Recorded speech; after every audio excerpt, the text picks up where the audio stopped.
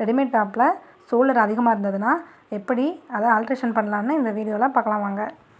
First ஸ்லீவை தனியாக பிரித்து எடுத்துகிட்டு இதில் வந்து 1 இன்ச்சு அதிகமாக இருக்குது. அந்த 1 இன்ச்சை ஆம்கோல் சைட்லேருந்து இதே மாதிரி 1 இன்ச்சு ஃபுல்லாக அதே மாதிரி மார்க் பண்ணி நம்ம இப்போ கட் பண்ணி எடுத்துடலாம்.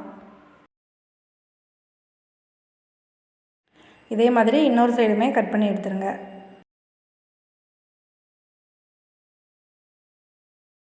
இந்த டாப்பில் லைனிங் கொடுத்துருக்காங்க, அதை ரெண்டையும் ஜாயின் பண்ணிக்கலாம்.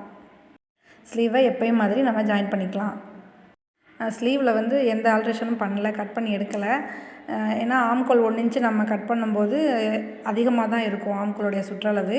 இதில் பாடியும் நம்ம கொஞ்சம் பிடிச்சி அடிக்க சொல்லியிருக்காங்க, அதனால் அப்போ வந்து நம்ம கரெக்ட் பண்ணிக்கலாம். பாடி சுற்றளவு வந்து இந்த டாப்பில் 21.5 இருக்குது. நமக்கு தேவை வந்து 19.5 இன்ச்சு தான் தேவை. 2 இன்ச்சு வந்து அதிகமாக இருக்குது.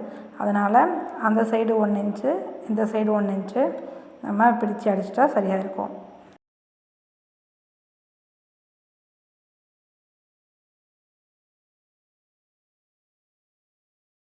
இதே மாதிரி இடுப்புலையும் செக் பண்ணால் 2 இன்ச்சு அதிகமாக தான் இருக்குது. அதனால் 2 சைடும் 1 இன்ச்சு நம்ம மார்க் பண்ணி ஸ்டிச் பண்ணிக்கலாம்.